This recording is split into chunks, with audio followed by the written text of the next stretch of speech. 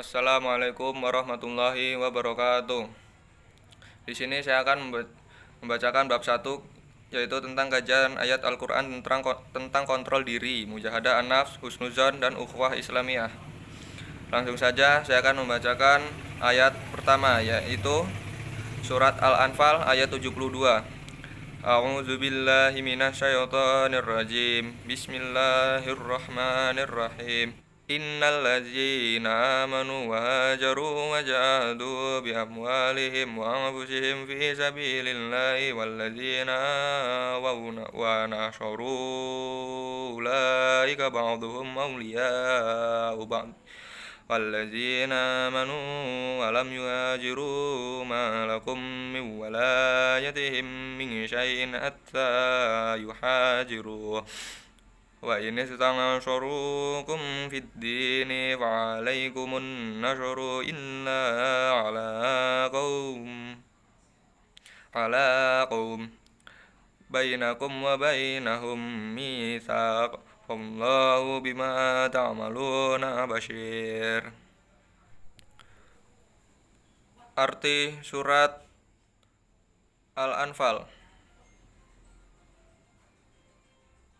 Sesungguhnya orang-orang yang beriman dan berhijrah serta berjihad dengan harta dan jiwanya pada jalan Allah, dan orang-orang yang memberikan tempat kediaman dan memberi pertolongan muhajirin, mereka itu satu sama lain saling melindungi. Dan terhadap orang-orang yang beriman tetapi belum berhijrah, maka tidak ada kewajiban sedikit pun bagimu melindungi mereka sampai mereka berhijrah. Tetapi jika mereka meminta pertolongan kepadamu dalam urusan pembelaan agama, maka kamu wajib memberikan pertolongan, kecuali terhadap kaum yang telah terikat perjanjian antara kamu dengan mereka, dan Allah Maha melihat apa-apa yang kamu kerjakan. Isi kandungan ayat Surat Al-Anfal ayat 72 menjelaskan bahwa Allah Subhanahu wa taala membagi kaum muslimin menjadi 4 golongan, yaitu kaum muhajirin pertama sebelum terjadinya perang Badar sampai masa perdamaian Hudaybiyah, kaum Ansor di Madinah yang memberikan tempat kepada Nabi Muhammad SAW, serta kaum muslimin muhajirin Mekah, kaum muslimin yang belum melakukan hijrah, kaum mukmin yang melakukan hijrah sesudah perdamaian Hudaybiyah. Dikatakan bahwa hijrah adalah pembukaan langsung jihadun nafsi dan termasuk pembukaan iman, Islam, dan ihsan serta mengorbankan harta. Pembelaan nilai-nilai agama Islam yang terlibat langsung mempertaruhkan jiwa raga dan nyawa mereka. Hadis dari Anas bahwasannya Nabi Muhammad SAW bersabda, "Hendaklah kamu berjihad terhadap kaum musyrikin dengan harta-harta yang kamu miliki, dengan jiwamu dan dengan lidahmu." Hadis riwayat Ahmad, An-Nasai, dan disahkan oleh Al-Hakim. Kaum muslimin Ansor di Madinah satu sama lain merasa terpanggil untuk saling melindungi, saling membantu, dan saling menolong.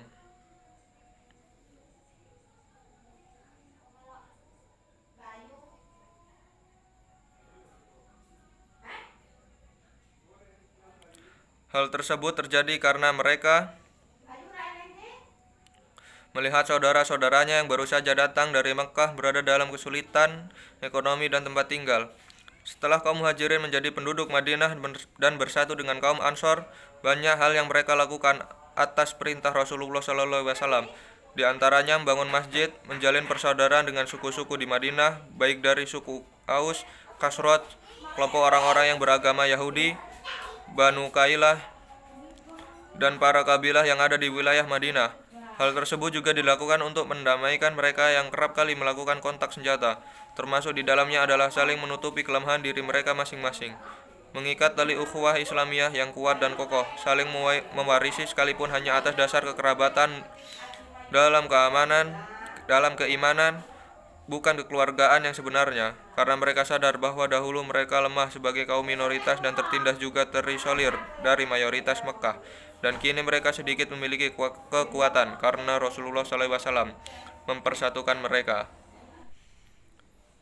Yang kedua, yaitu surat Al-Hujurat ayat 12.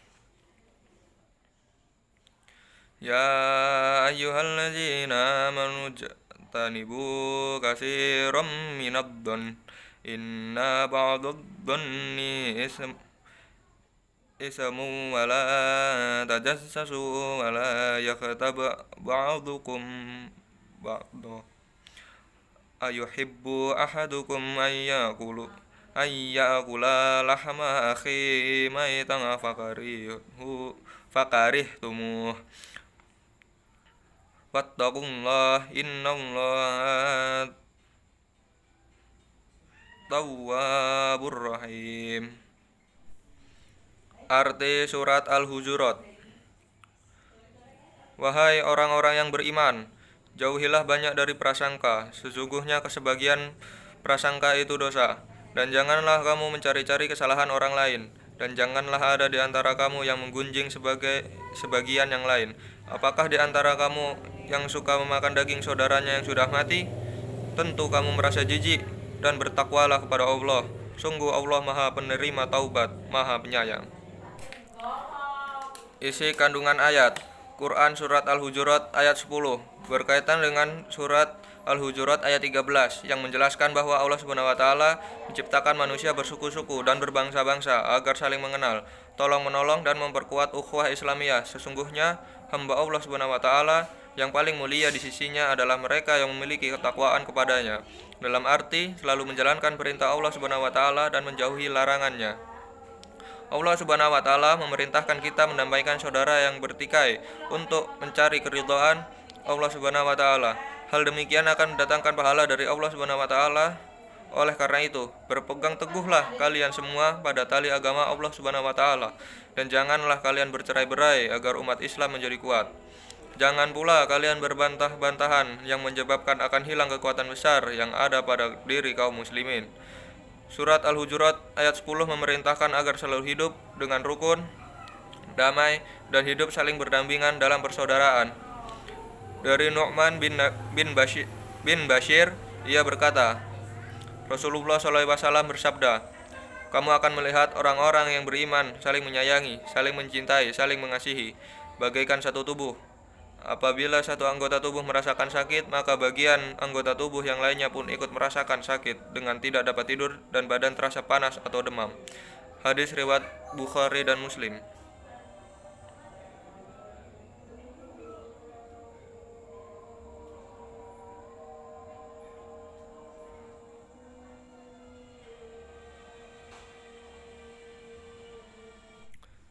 Yang ketiga yaitu surat Al-Hujurat ayat 10.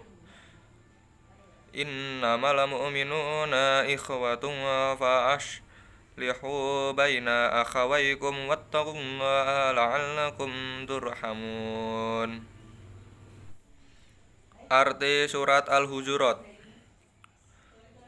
Wahai orang-orang yang beriman, jauhilah banyak dari prasangka, sesungguhnya kesebagian prasangka itu dosa. Dan janganlah kamu mencari-cari kesalahan orang lain, dan janganlah ada di antara kamu yang menggunjing sebagian yang lain. Apakah di antara kamu yang suka memakan daging saudaranya yang sudah mati? Tentu kamu merasa jijik, dan bertakwalah kepada Allah. Sungguh Allah Maha Penerima Taubat, Maha Penyayang. Isi kandungan ayat. Quran Surat Al-Hujurat ayat 10 berkaitan dengan Surat Al-Hujurat ayat 13 yang menjelaskan bahwa Allah Subhanahu wa taala menciptakan manusia bersuku-suku dan berbangsa-bangsa agar saling mengenal, tolong-menolong dan memperkuat ukhuwah Islamiyah. Sesungguhnya hamba Allah Subhanahu wa taala yang paling mulia di sisinya adalah mereka yang memiliki ketakwaan kepadanya, dalam arti selalu menjalankan perintah Allah Subhanahu wa taala dan menjauhi larangannya.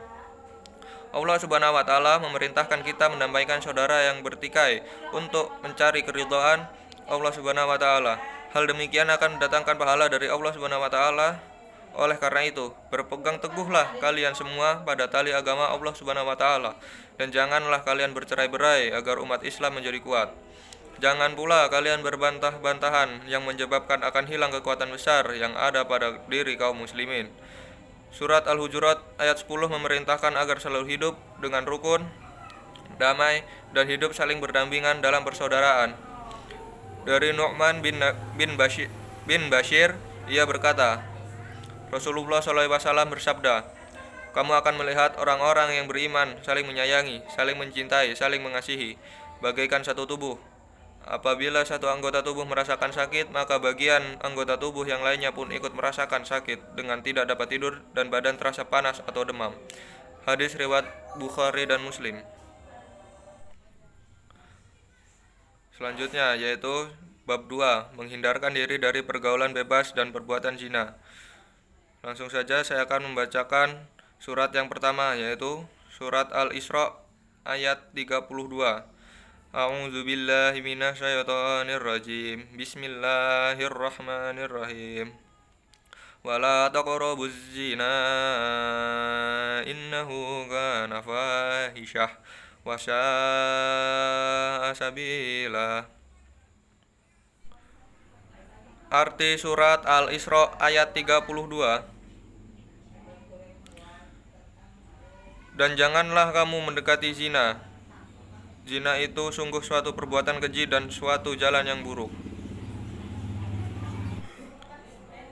Isi kandungan ayat surat Al-Isra ayat 32. Lafala taqrabu memiliki arti larangan agar seseorang tidak mendekati perbuatan zina, apalagi melakukannya. Oleh karena itu, umat Islam diharuskan dapat menjaga pandangannya dan memelihara kemaluannya. Quran Surat An-Nur ayat 30 sampai dengan 31. Allah Subhanahu wa taala menciptakan laki-laki dan perempuan sebagai pasangan dan membolehkan mereka untuk saling mengenal. Meski demikian, Allah Subhanahu wa taala tetap memberikan batasan pergaulan antara laki-laki dan perempuan. Batasan itu Allah Subhanahu wa taala berikan untuk mencegah hal-hal negatif. Salah satunya adalah zina. Zina dapat menimbulkan berbagai persoalan seperti merusak silsilah atau nasab keluarga. Terjadi keributan karena hilangnya kehormatan keluarga, timbulnya penyakit kelamin seperti AIDS, dan memicu keretakan rumah tangga yang dapat berujung perceraian. Surat yang kedua yaitu surat An-Nur ayat 2. Az-zaniyatu waz-zani fajlidu kulla wahidin minhuma mi'ata jaldah wala ta'khudkum bihima rafatun fi dinillahi in kuntum tu'minuna billahi wal yaumil akhir wal yashhad azabahuma ta'ifatum minal mu'minin. Artinya, surat An-Nur ayat 2. Pezina perempuan dan pezina laki-laki, deralah masing-masing dari keduanya 100 kali, dan janganlah rasa belas kasihan kepada keduanya mencegah kamu untuk menjalankan agama hukum Allah. Jika kamu beriman kepada Allah dan hari kemudian, dan hendaklah pelaksanaan hukuman mereka disaksikan oleh sebagian orang-orang yang beriman. Isi kandungan surat An-Nur ayat 2. Pada ayat ini Allah Subhanahu wa taala menyebutkan perempuan pertama kali merupakan suatu isyarat agar mereka berhati-hati dalam menghadapi lawan jenis dan memperingatkan perempuan agar tidak bersedia ketika diajak berduaan. Dalam ayat ini juga dikatakan bahwa perempuan yang berzina dan laki-laki yang berzina yang belum menikah, keduanya harus didera sebanyak 100 kali dera. Pelaksanaan hukuman perlu dilandasi adanya bukti-bukti nyata dan saksi. Tanpa adanya bukti-bukti nyata dan saksi yang terpercaya, maka keduanya sulit untuk diproses secara hukum. Tidak boleh ada pilih kasih atau perbedaan dalam pelaksanaan hukuman bagi pelaku zina, meskipun pelakunya adalah keluarga ataupun teman. Perasaan kasihan dan kasih sayang yang berlebihan tidak boleh menghentikan pelaksanaan hukuman bagi pezina.